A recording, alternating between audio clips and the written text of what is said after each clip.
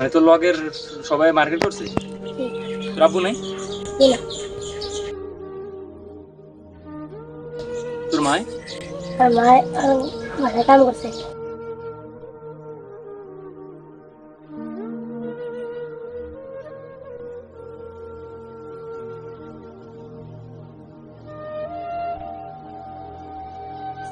আসসালামু আলাইকুম। আশা করি সবাই ভালো আছেন। আলহামদুলিল্লাহ আমি অনেক ভালোই আছি। আমি প্রায় কি আপনারা বলেন কেউ দেবেন না মার্কেট করতে দেবেন। ভাই আসলে বলছিলাম মানে আমি বলছি ব্যবসা একটু তো আপনার বলতে টাকা দিব, আপনার টাকা দিতে পারেন না, তো যান আপনি, হয়তো আমি অন্য পরে কিনবো আমি ইনশাল্লাহ। যান আমি যান আপনি। ঠিক আছে ভাই, যান আপনারা, আমি হয়তো মানে কালকে বুঝতে দিনের দিকে হয়তো যাই। ঠিক আছে যান।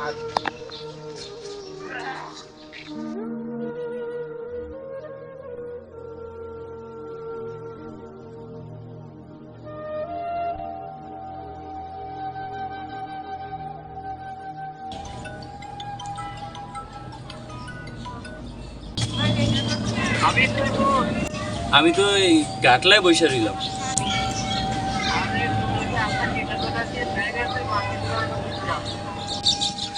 সত্যি? আচ্ছা আচ্ছা ঠিক আছে।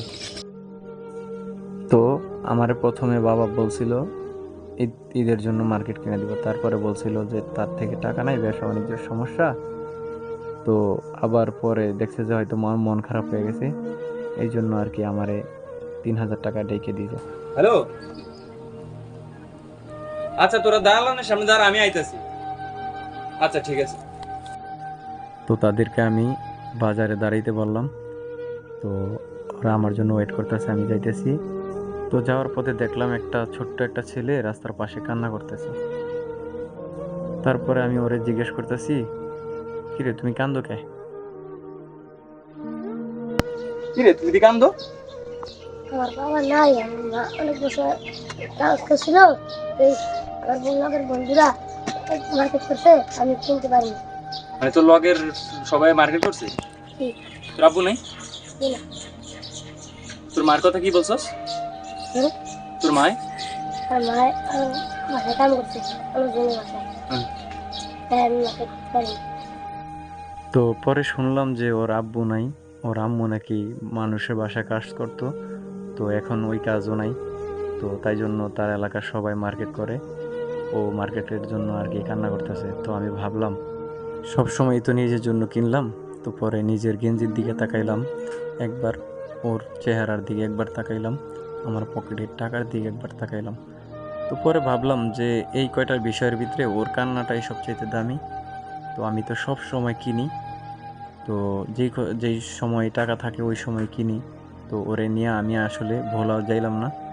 তো ওরে নিয়ে গেলাম শান্তির হাটের উদ্দেশ্যে রওনা দিলাম। তো আসলে দেখেন এরকম অনেক লোক আছে যাদের বাপ নাই মা নাই, হ্যাঁ, তারা ঠিকমতো মার্কেট করতে পারে না। আমরা তো সব সময় মার্কেট করি। তো আজকে আসলে এই জন্যই তাকে নিয়ে এই বাজারে আসা। আমার অনেক কিছুই আছে, তো আমি সব সময় নিচের দিকে তাকানোর চেষ্টা করি, যে কে উপরে দিকে উঠছে এর দিকে না তাকায় আমরা সব সময় কে সবচাইতে গরিব তার দিকে তাকাইলে হয়তো আমাদের ভিতরে একটা কথা আসবে, আলহামদুলিল্লাহ, আল্লাহ খুব ভালো রাখছে। তো এই জন্যই আজকে ওকে শান্তিরহাট একটি বাজারে নিয়ে আসলাম, একটি দোকানে। তো একটা প্যান্ট, একটা শার্ট, এক জোড়া জুতা, তো ও পছন্দ করলো। তো দেখেন, হয়তো ভালো লাগতে পারে ভিডিওটি কেমন হইলো আপনার মূল্যবান মতামতটি জানাবেন।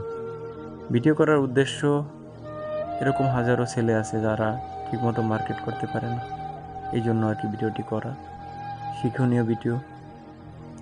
তো তাকে কিনে দেওয়ার পরে সব মিলে আমার বাজেটের কাছাকাছি চলে গেল।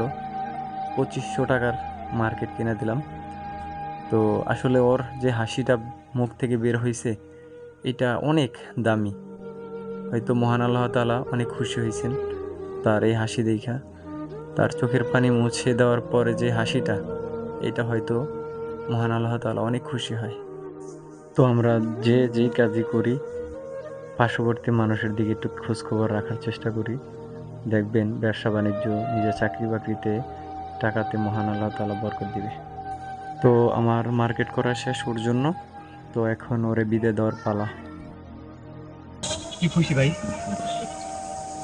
তোর আম্মুরে এক কাজ করবি, তোর আম্মুরে বলবি যে দেখেন আম্মু আমি মার্কেট করছি, হ্যাঁ ঠিক আছে?